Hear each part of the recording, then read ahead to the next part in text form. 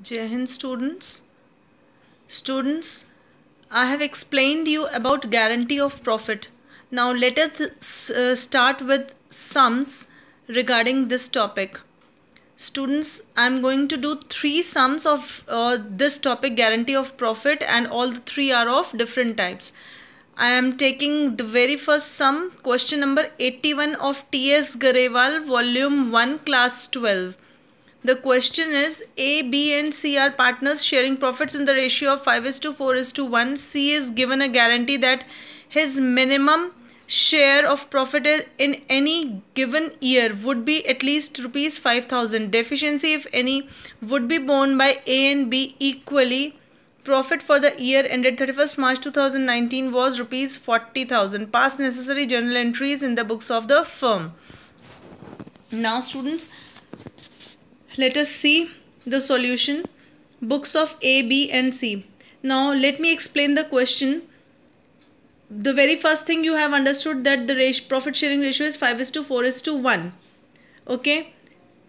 Out of the 3 partners, only C is being given the guarantee. सिर्फ C को guarantee दी जा रही है कि his minimum share of profit in any given year, यानी किसी भी साल में उसका कम से कम प्रॉफिट में हिस्सा, minimum share of profit means profit में हिस्सा एटलीस्ट 5,000 होगा, यानी कम से कम 8,000 तो हर हाल में होगा ही.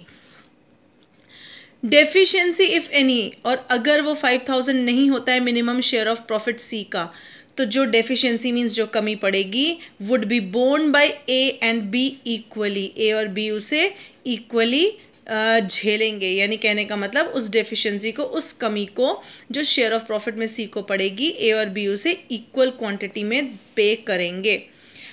और at the end of the financial year जो प्रॉफिट हुआ है वो है 40,000. तो हमें जर्नल एंट्रीज क्वेश्चन में पूछी गई हैं. सबसे पहला काम क्या करना है, 40,000 के प्रॉफिट को प्रॉफिट शेयरिंग रेशियो में डिस्ट्रीब्यूट करना है. हमने question number 81 books of A, B and C, journal entries, date, particulars, LF, debit amount, credit का कॉलम बना लिया है.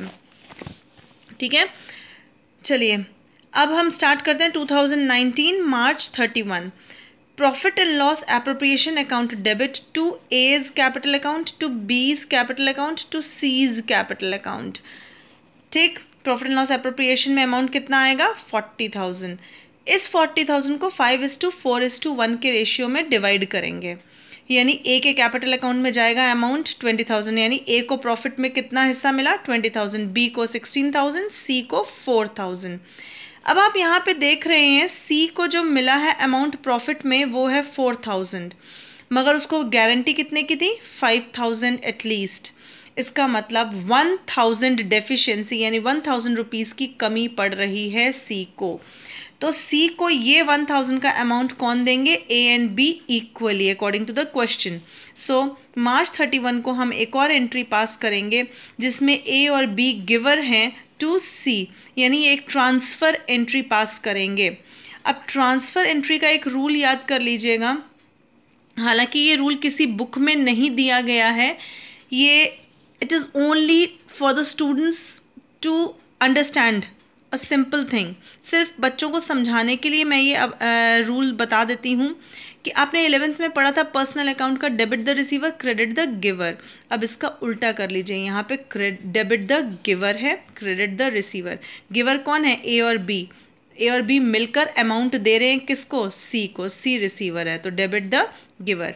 कितना अमाउंट, 1,000 सी को डेफिशिएंसी थी, ए और बी दे रहे हैं 500.